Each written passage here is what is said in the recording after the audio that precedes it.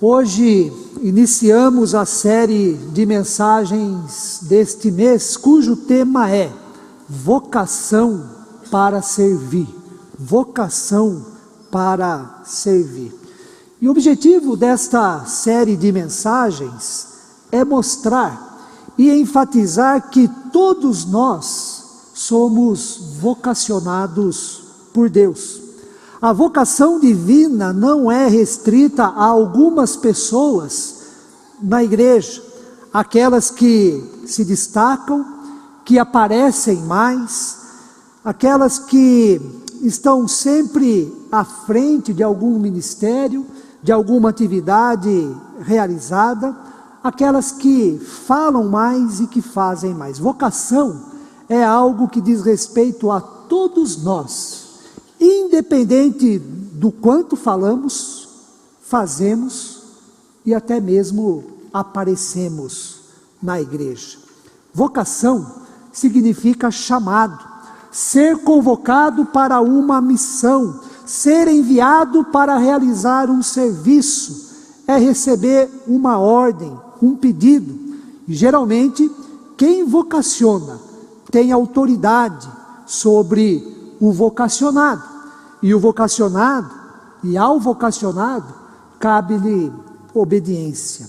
Biblicamente falando, vocação é um conceito muito rico, muito importante, porque neste conceito está presente o sentido da vida, tanto no que se refere ao nosso passado, como ao nosso presente, e também em relação ao futuro, em termos da vida eterna.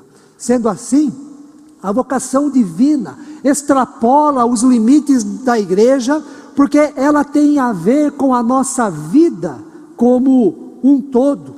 A vocação que vem de Deus transcende a nossa existência neste mundo e tem a ver com o nosso destino, e tem o poder de estabelecer o propósito do que somos e de tudo o que fazemos. Preste bem atenção em algumas características da vocação divina e como esta vocação ocorreu na vida de algumas pessoas. Primeiro, na Bíblia, nós aprendemos que é Deus quem vocaciona, quem chama, quem convoca, e todos nós somos vocacionados por Ele. Na Bíblia, vocação precede o fazer, porque tem a ver com o ser e o sentir. Vocação não está relacionada em primeiro lugar com aquilo que eu faço, mas com aquilo que eu sou. Não com aquilo que eu faço, mas com aquilo que eu sou. O que eu faço é resultado, é consequência da vocação que eu recebo. O que eu sou, para o que eu fui criado, quem me criou, tudo isto tem a ver com a vocação e antecede o fazer. Em terceiro lugar, na Bíblia, quem vocaciona também capacita, concede autoridade, dá condições para que o vocacionado cumpra com o que foi pedido, realize o propósito para o qual foi chamado. Mas o diferencial na Bíblia é que no cumprimento da nossa vocação, o próprio Deus nos acompanha, está conosco, se faz presente, sempre nos sustentando, nos confortando e também nos orientando no cumprimento da vocação. Em quarto lugar, na Bíblia, encontramos vocações específicas, chamados específicos para determinadas pessoas, mas, embora a vocação é específica, é para determinada pessoa, o cumprimento desta vocação, o propósito, tem a ver com todas as pessoas. A vocação tem alcance universal. O resultado da vocação individual abrange todas as pessoas. Por exemplo, Deus chamou, vocacionou Abraão e deu a promessa: em ti serão benditas todas as famílias da terra. Deus também chamou, vocacionou Moisés, mas o propósito do chamado de Moisés, da vocação de Moisés, era libertar o seu povo que estava escravizado no Egito. Isto porque a vocação do povo de Deus é ser um povo, a vocação do povo de Deus é ser livre, e seu destino é a terra que mana leite e mel. Deus vocacionou e enviou o seu Filho, Jesus Cristo, ao mundo, para que todos cheguem à salvação. Em 1 Timóteo, no capítulo 2, versículo 4, nós vemos que a vontade de Deus é que todos sejam salvos e cheguem ao pleno conhecimento da verdade. Por isto, Jesus mesmo nos vocacionou, dizendo: ide por todo o mundo, pregai o evangelho a toda criatura.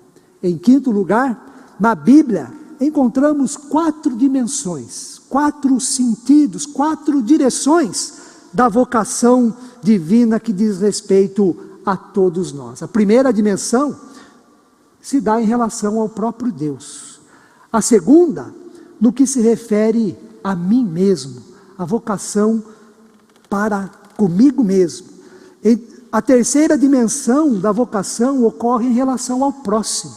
Nós somos vocacionados por Deus no que diz respeito ao nosso próximo, seja ele quem for. E por fim, a quarta dimensão da vocação se dá em relação à natureza. A natureza. Um dos conceitos que aponta muito bem, de forma correta e precisa, o significado, o objetivo, a finalidade da vocação divina é o conceito servir. O conceito servir. Somos vocacionados por Deus para servir. Fomos criados e somos chamados por Deus para servir. Abraão foi chamado para servir. Moisés foi chamado por Deus para servir. Jesus veio ao mundo para servir e dar a sua vida em resgate por muitos. Nós somos chamados e vocacionados, eu e você, por Deus, para também servirmos. Nesse sentido, o Salmo 100 apresenta a nossa vocação no que se refere a servirmos a Deus. E a vocação para servirmos a Deus, de acordo com este Salmo, tem a ver com a adoração, tem a ver com o culto que nós prestamos a Deus, e tem a ver também com toda a nossa vida voltada para o louvor e para a gratidão a Deus. Para melhor compreensão deste Salmo, que nós lemos há pouco, e da rica mensagem que ele contém, nós podemos dividi-lo em 2 partes, e ambas respondem às mesmas questões. Como devemos adorar a Deus? Como eu cumpro com a vocação divina na minha vida, no que se refere ao servi-lo em forma de adoração? Esta é a primeira pergunta. A segunda, que as 2 partes do Salmo 100 busca responder, é: por quê? Por que devemos adorar a Deus? Como adorar a Deus e por que adorar a Deus? Preste atenção. A primeira parte do Salmo é composta dos 3 primeiros versículos. Neles, a alegria, o entusiasmo e o contentamento são sentimentos imprescindíveis na adoração a Deus. Como devemos adorar a Deus? O salmista responde: celebrai com júbilo ao Senhor todas as terras, servi ao Senhor com alegria, apresentai-vos diante dele com cântico. É assim que devemos adorar a Deus. É assim que devemos viver em adoração a Deus. E por quê? Por que devemos adorar a Deus? O salmista também responde no versículo 3: Sabei que o Senhor é Deus. Esta afirmação mostra que o Deus adorado pelo povo de Israel é o único e verdadeiro Deus. O Deus que vocacionou tantas pessoas no passado e vocaciona a mim, vocaciona a você no presente, é o único Deus verdadeiro, o único Deus digno da nossa confiança, do nosso louvor, da nossa adoração.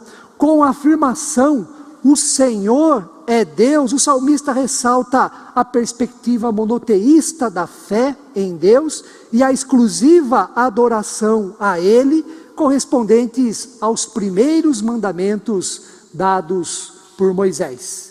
Que nós devemos adorar somente a Deus, pois Ele é o nosso Deus, o único verdadeiro, que nós não devemos criar imagens e qualquer outra forma da representação divina, e como Jesus também na sua tentação responde ao diabo: só a Ele darás culto, só a Ele darás culto. Mas o versículo 3 continua: sabei que o Senhor é Deus, só Deus é Deus, não existe outro Deus igual a este Deus, adorado pelo povo de Israel. Ele é único, Ele é exclusivo. Sabei que o Senhor é Deus, foi Ele quem nos fez, e dele somos.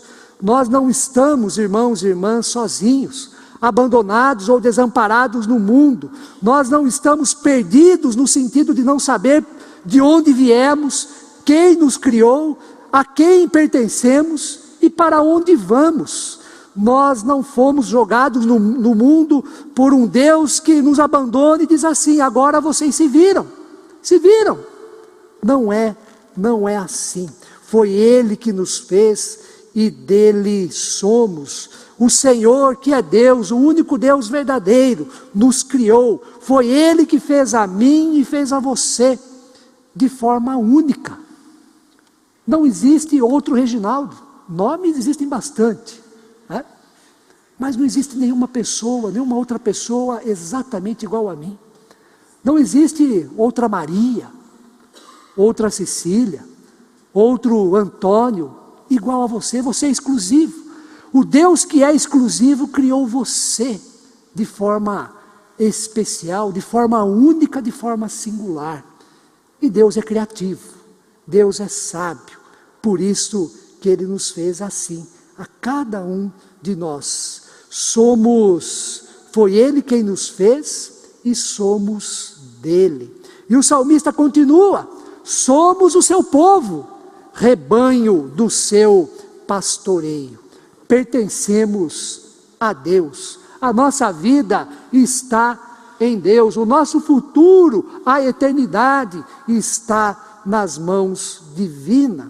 Ele não divide e não nos entrega a ninguém. Somos seus servos, suas servas, somos servos de Deus, servas de Deus, e não somos servos de mais ninguém, ao mesmo tempo que ninguém é nosso Senhor, é Senhor da nossa vida, a não ser este Deus único, exclusivo, que deve ser adorado.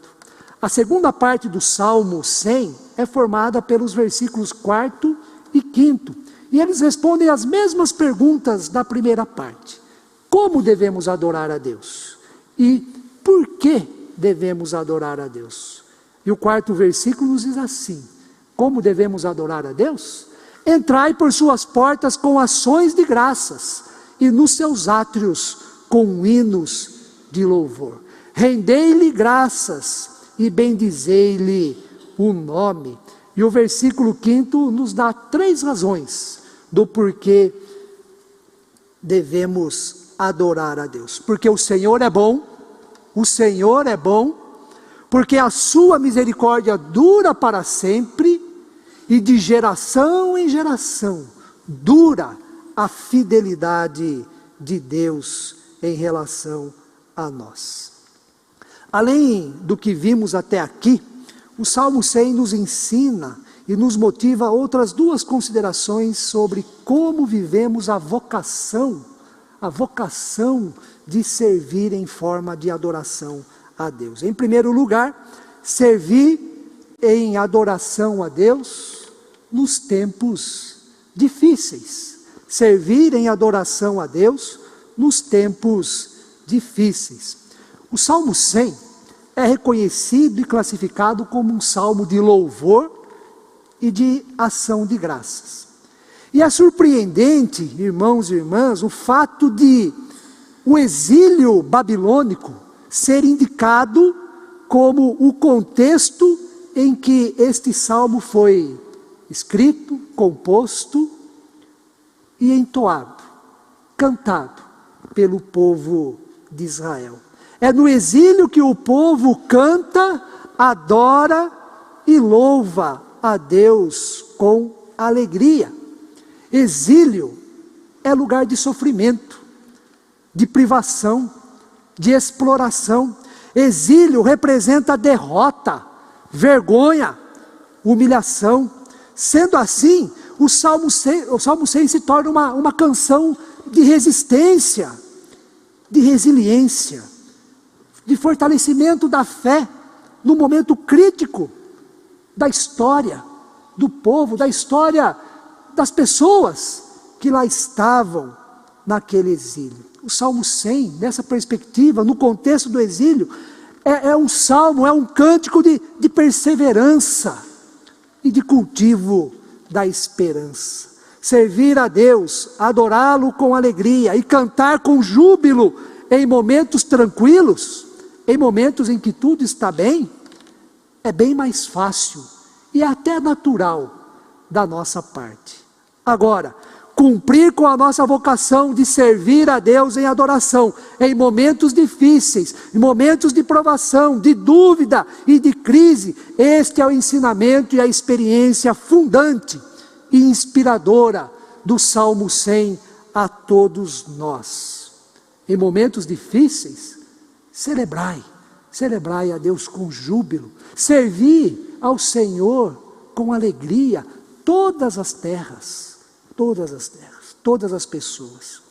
Este é outro ensinamento do Salmo 100, servir a Deus em adoração nos tempos difíceis.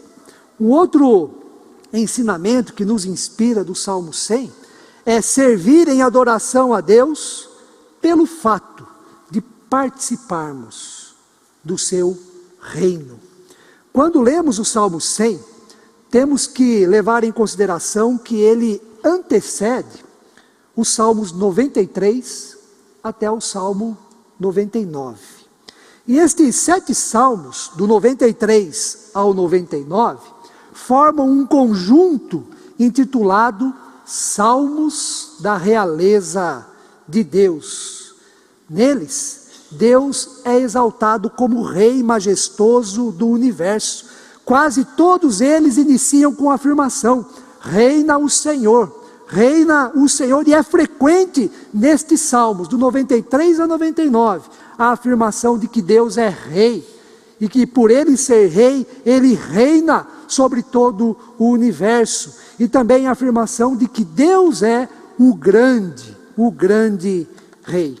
E o Salmo 100, então, conclui este conjunto de salmos, convocando o povo para uma grande celebração, uma grande festa, um grande culto de louvor, adoração e ação de graças a Deus. Porque Deus reina sobre o mundo, porque Deus reina sobre todas as coisas, porque Ele é Rei sobre todos os governantes e sobre todos os povos, porque Ele é o Senhor, porque o Senhor é Deus. O seu povo, mesmo em tempos difíceis e em circunstâncias adversas, o adora com alegria e com ações de graças. O Deus que é Rei, aquele que reina sobre todos, vocacionou, chamou a mim e a você para participarmos do seu reino. E este reino não é visível, mas é vivido e é sentido. No reino de Deus, há alegria, há justiça, há amor, há solidariedade. No reino de Deus, há perdão dos pecados, há nova vida, há festa, há esperança. Há um grande banquete em que comeremos e beberemos na presença real de Jesus.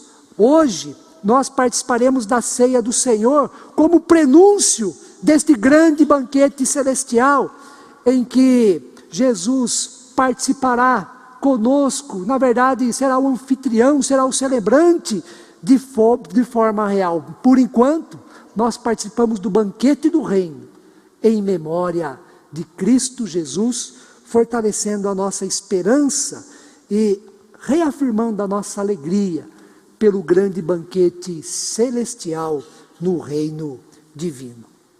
Thomas Merton, um monge que já publicou muitos livros, principalmente no campo da espiritualidade, no seu livro Homem Algum é uma Ilha, há um capítulo intitulado Vocação.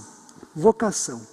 E neste capítulo, em determinado momento, ele apresenta uma bonita e relevante relação entre vocação, reino de Deus e felicidade.